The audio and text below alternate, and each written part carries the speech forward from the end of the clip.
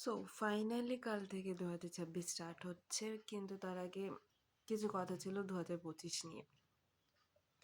ভগবানের কাছে এটাই চাইবো যে এইরকম বছর 2025-এর মতো বছর যেন আর কোনোবার না আসে। মানে লিটারেলি এই বছরটা কার খারাপ যায়নি? সবার মুখে একই কথা, এই বছরটা সবারই প্রচণ্ড বাজে কেটেছে। প্রচণ্ড মানে প্রচণ্ডই বাজে কেটেছে। এত ভালো ভালো সম্পর্ক ভেঙেছে, মানে জাস্ট ছোটোখাটো মিসআন্ডারস্ট্যান্ডিংয়ের জন্য এত ভালো ভালো বন্ধুত্ব নষ্ট হয়েছে।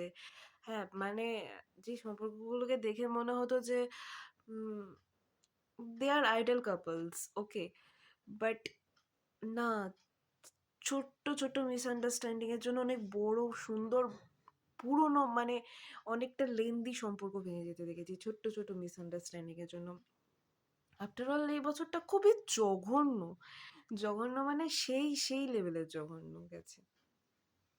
মেন্টাল ট্রমা হ্যান ত্যান, এবং খুব ভালো ভালো রিলেশনশিপ নষ্ট হয়েছে এবছরে। জানি না কেন এই বছরটা, মানে আমার তো মনে হয় 2025 অভিশপ্ত বছর ছিল। জানি না 26টা কেমন হবে। আমি এক্সপেকটেশন রাখতে পারছি না, কারণ 2025-এর জন্য আমি প্রথমে প্রচুর এক্সপেকটেশন রেখেছিলাম, বাট এতটা ভয়ঙ্কর হয়েছে যে লিটারেলি আমার তো পছন্দই খারাপ গেছে, প্রচণ্ডই খারাপ। সো আই ডোন্ট নো 2026 কেমন হবে, বাট 2025টা আমার জন্য অভিশপ্ত বছর ছিল। That's it.